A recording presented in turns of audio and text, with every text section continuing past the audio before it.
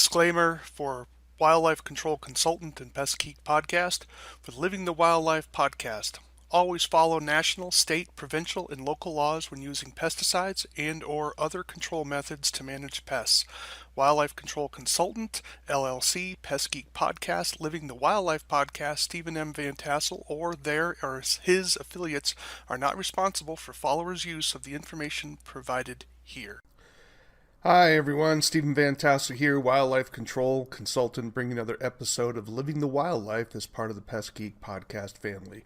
And what is Living the Wildlife all about? Well, we're about helping people resolve conflicts with wildlife. So if you're someone who's interested in wildlife control and handling vertebrate animals, this is the place for you, where we talk about all kinds of things related to the technical aspects of wildlife control.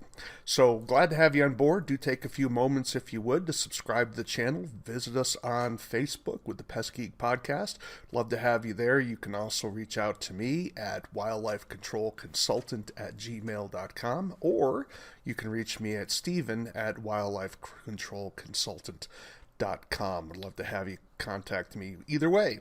You can talk about the show, ideas for future shows. Perhaps you would like to be on the show. We would love to hear from you, because we love doing interviews with individuals wanting to display information and talk about issues within the industry of wildlife control. And we'd be glad to do it because we have an information transfer problem in our industry. Those of you that don't want to deal with YouTube, you can certainly reach out and watch my podcast on Rumble. Just look up Wildlife Control Consultant at Rumble.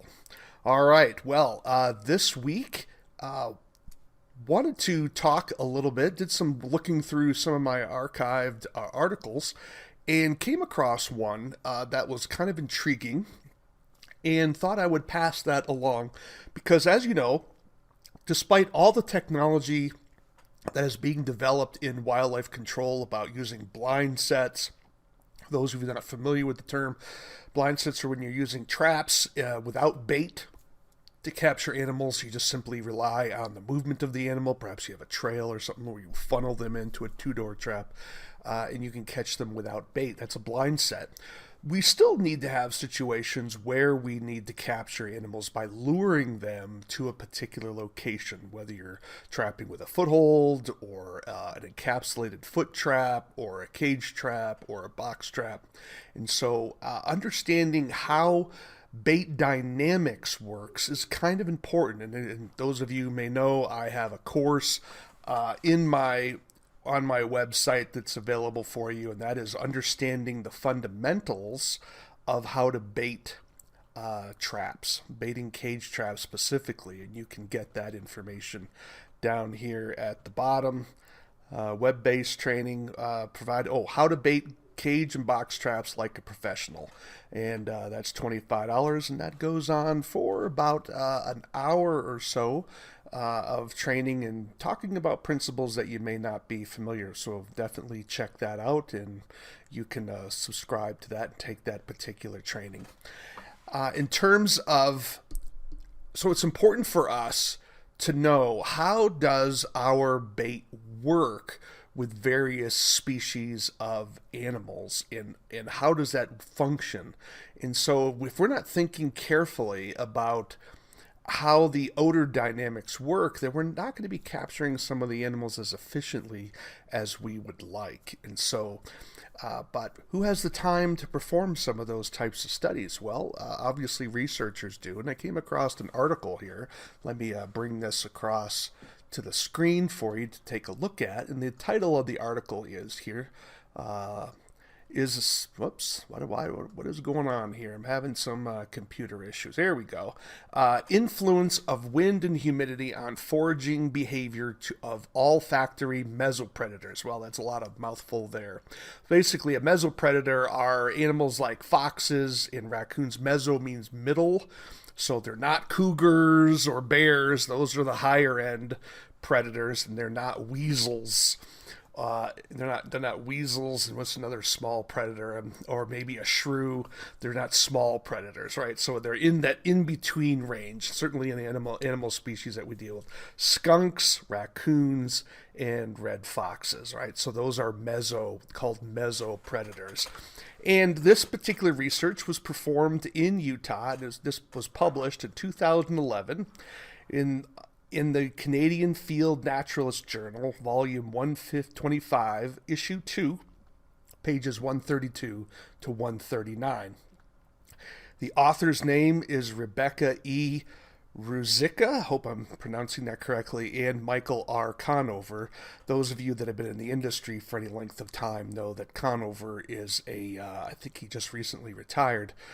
He is sort of one of the godfathers within the wildlife damage industry. He's actually published a book on wildlife damage management, and it's worth a read. Where he covers a lot in there if you're looking for a more structural idea, a very 30,000 foot view of wildlife damage management. A lot of interesting information in there. If you're interested in that, definitely pick up his book. I think he has a second edition of it now, and so I would definitely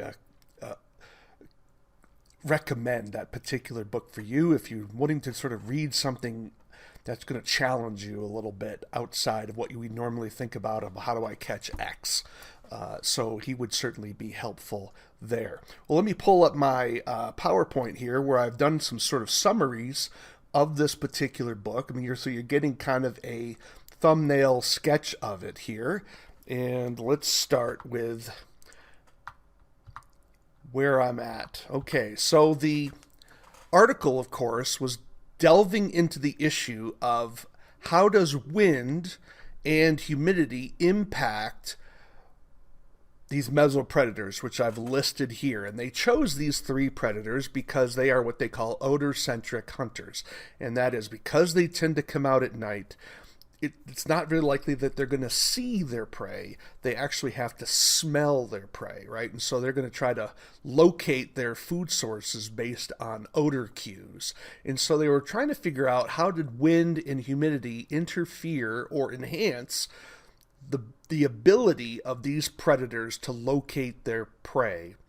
And that's kind of how they did their studies. So they were basically at a large lake, sort of the Salt Lake, along a dike, and then they would basically they would monitor the wind speed, they would monitor temperature, of course, wind direction, and humidity, and they would do spotlight surveys throughout the night. And they would only do, just to be fair, they would only do this type of research when the weather was good, right? So if it was raining or snowing, they would not be out there doing the work. So this was basically, they had to have a non-precipitation evening for them to perform this particular survey.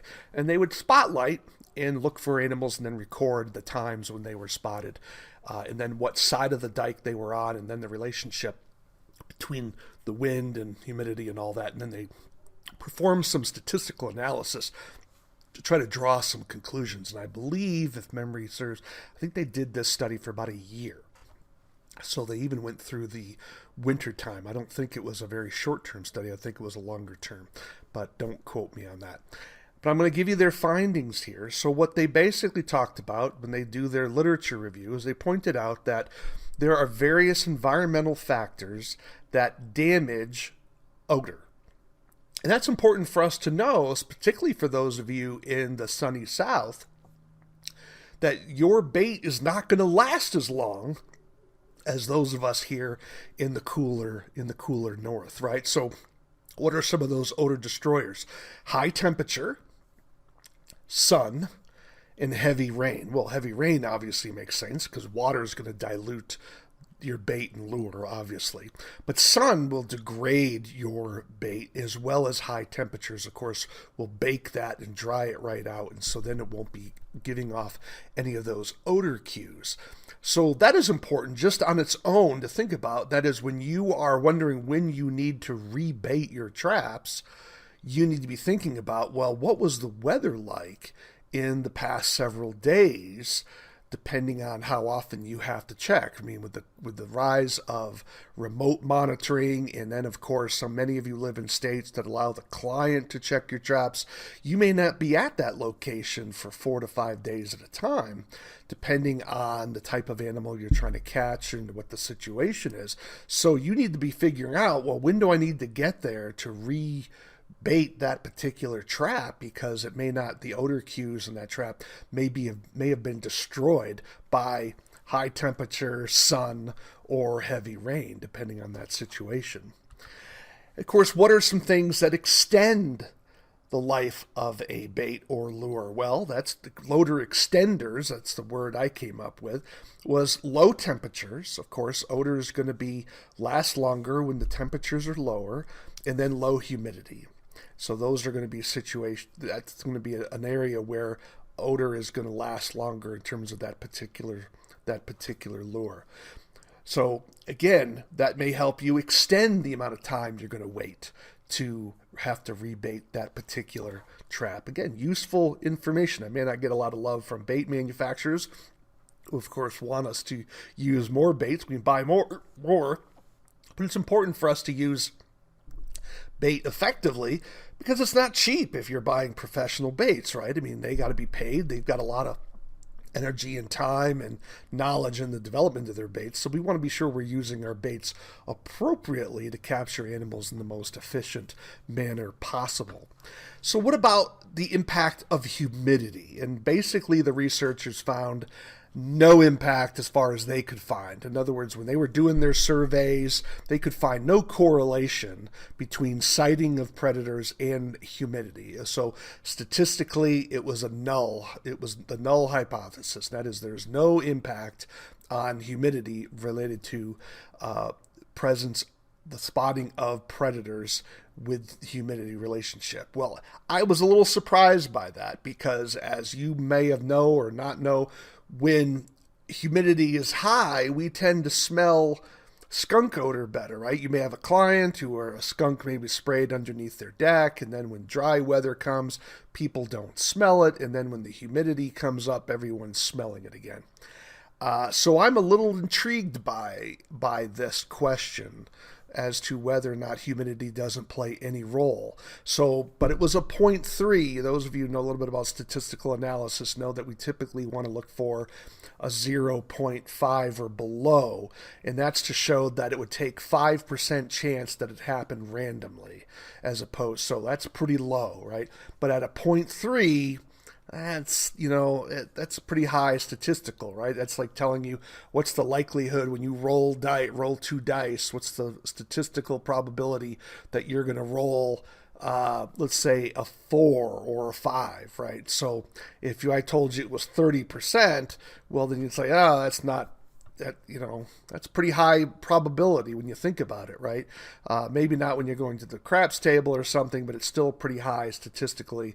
So it could just been a random artifact. But the point is that as far as their study was concerned, they found no impact on the role of humidity. So I'd be interested in hearing from those of you in the southern locations, or maybe out in the Caribbean or something, whether you find any relationship, or have you even considered that as a possible confounding factor of why you're capturing animals or not at a particular time. So what they did find, however, was that high wind also destroys odor. That certainly is not, that's not like a scientific revelation here, right? We all know when you have strong wind, it's going to make it very, very difficult to smell something, because it's diluting and fragmenting and causing these whirlwinds where it's diluting things down and bouncing it around, that a predator can't find its prey because it can't follow the scent trail. And what they found is that predators were more likely to be seen on days where the wind was not still, because they needed the draft to bring the odor to them, but it couldn't be so high that it created so much turbulence that they couldn't find it, right? So you can't have it too low, and too low is like a mile an hour or less, or too high, which here would be talking something over 10 miles per hour or higher. So if you're dealing with, gale force winds, the likelihood of you trapping a predator that day is extremely low. Can't say it's zero, but it's going to be extremely low because it's unlikely the raccoon or a red fox or skunk is even going to be able to smell your bait, right? So what they found was days when the wind, or nights I should say, when the wind was between 2 and 9 miles per hour was the time they had the most number of predators being active. And what they found was that the predator would actually approach the area from the downwind side, obviously, and they would be able, that way when the wind was moving, they would have large swaths of land that they would be hunting because the wind made it convenient for them to basically check that landscape looking for prey.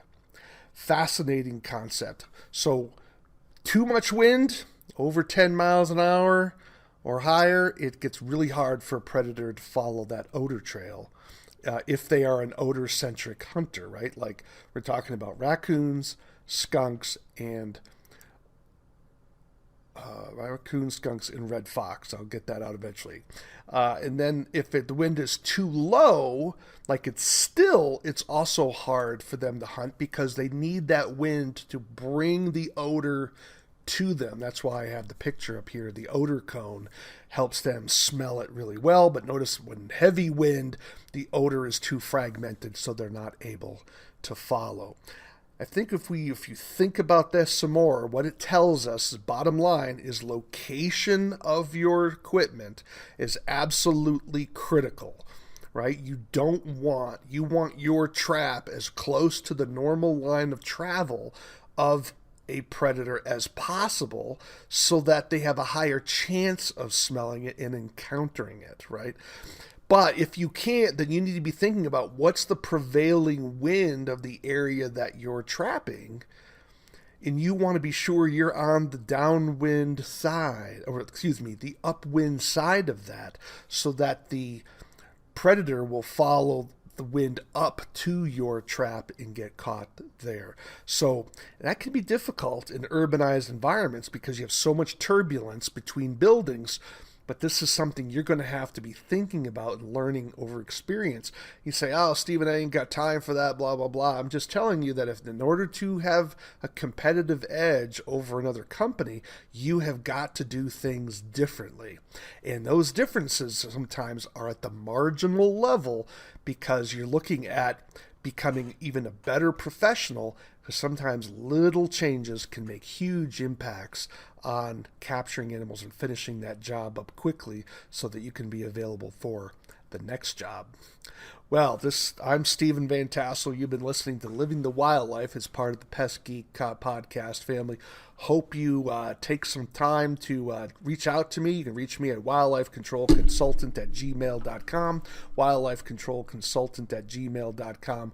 Would love to hear from you. You can also reach out to me at Stephen@wildlifecontrolconsultant.com. Do take a few moments, if you would, subscribe to the channel, tell me how I'm doing. Also, if you can ring the bell and give us that 5-star rating, we would be most appreciative of that. Again, if you're interested in being on the show, definitely reach out to me. Again, a lot of people, for some reason, are very afraid to be on the show. Not sure why. I'd love to hear that particular reason as well. But we would love to have you. I think there's a lot of information out there in the public that could be very useful. On another note, I am looking for individuals who can sell me some scat. Yes, I'm looking for some scat. I'm particularly looking for skunk scat, possum scat. I'm also in raccoon scat. Would be great as well. And specifically those of you in whitetail deer country, I would really appreciate some whitetail deer scat, and those of you in mule deer country, some mule deer scat. I pay $25 for a little, grab a bunch of it, try not to damage it. Dry is fine. I just don't want something that's simply all broken up so that it lost its cohesion. And then I also pay for your shipping as well. So you can definitely reach out to me at one of the email addresses I gave to you earlier. But again, you've been listening to Living the Wildlife as part of the Pest Geek podcast family. This is a program where we teach people how to handle wildlife control issues like a professional. So, why do we call it Living the Wildlife? Well, because we want you to live the wildlife, not be the wildlife. Take care, everybody.